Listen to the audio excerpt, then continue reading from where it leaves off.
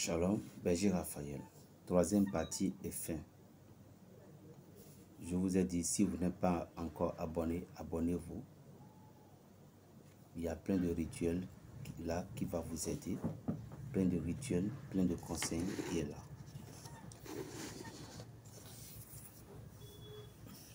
Le mois de novembre est un mois qui nous demande à ce que nous fassions de l'examen de conscience.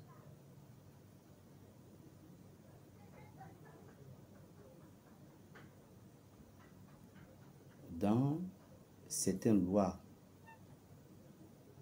canoniques spirituelles, est-ce que vous savez que toute personne qui est morte revient sous notre forme? Bien sûr. Toutes personnes qui sont mortes reviennent sur notre forme. Quand nous parlons du karma, vous devez comprendre que le karma reçoit toujours le retour de ceux qui lui doivent.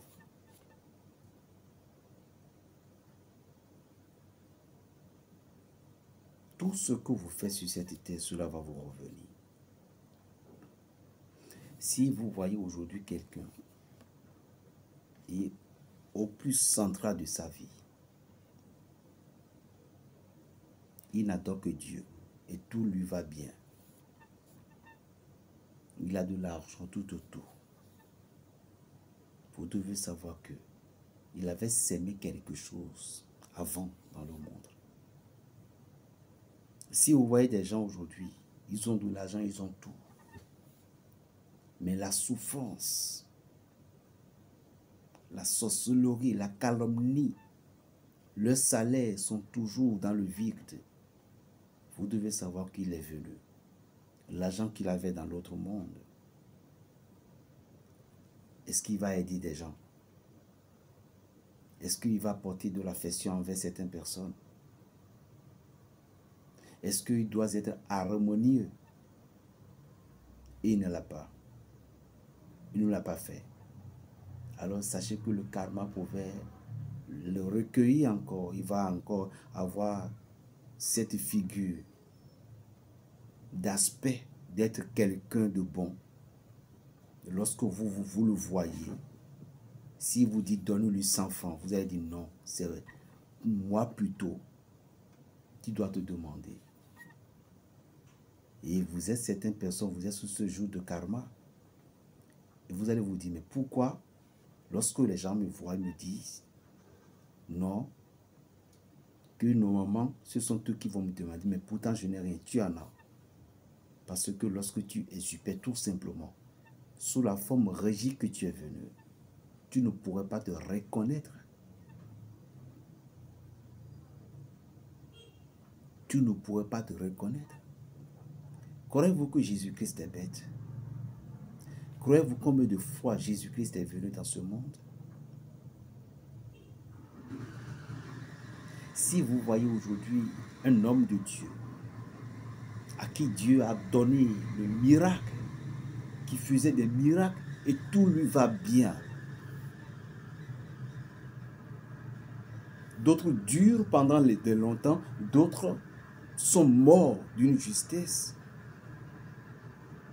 Dieu rappelle d'autres pour qu'il ait continué le travail dans un autre monde où Dieu rappelle d'autres pour qu'ils reviennent sur notre régime. Croyez-vous que tous les hommes de Dieu qui travaillent aujourd'hui, eux tous sont des sataniques, eux tous sont des maléfiques? Non. Il y en a d'autres qui sont directement des gens appelés par la divine providence. Mais, quel est l'objectif? À ce qu'ils deviennent une autre chose. Beaucoup sont appelés, mais peu vont être élus, dit la parole de Dieu. Si vous aimez les choses créables, vous êtes ambitieux, dans votre vie spirituelle, il faut que votre ambitieux doit être comment faire pour que les âmes puissent aller au ciel si c'est bon. Ambitieux. Que le Seigneur me donne sa force à ce que tous les enfants qui viennent vers moi, je puisse les soulager. Vous devez être ambitieux dans ce domaine-là. C'est ce que le Seigneur veut. Ne pas être ambitieux de pouvoir. L'ambitieux de pouvoir, celles qui ne contiennent pas à la divine providence, va vous entraîner sur le chemin du joug de la mort. Chers sœurs, chers frères, chers amis,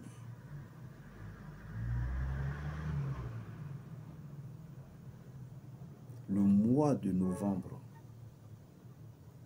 c'est un mois que vous devez faire de l'examen de conscience.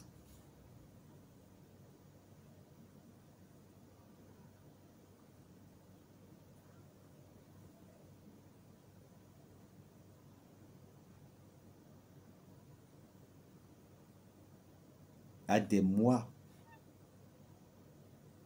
de 2 mois pour l'année, la disparition des gens commence. Les sacrifices et les rituels commencent. Et ce ne sont pas des gens de bas.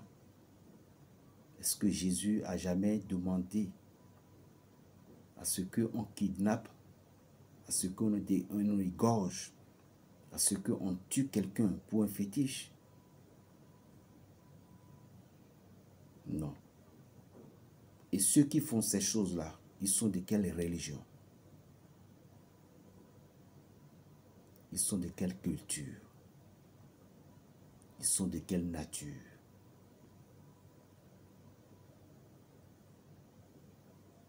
Nous ne devons pas oublier une thème du maître. Celui qui tue par l'épée pillera par l'épée à son tour. Demain, si Dieu le veut, sur mon compte YouTube, Berger Raphaël le Béninois le prophète, abonnez-vous et cliquez, n'oublie jamais, sur la cloche de notification. Et lorsque je vais me connecter, nous allons partager un peu le thème entre différences de la protection contre un sorcier ou un occultiste. Cette définition, nous allons la développer demain.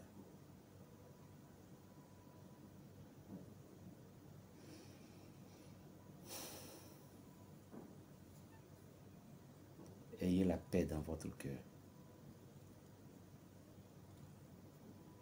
Et vous devez savoir que votre destin, c'est vous-même qui doit le construire. Amen. Plus 229, le 95, 26, 41.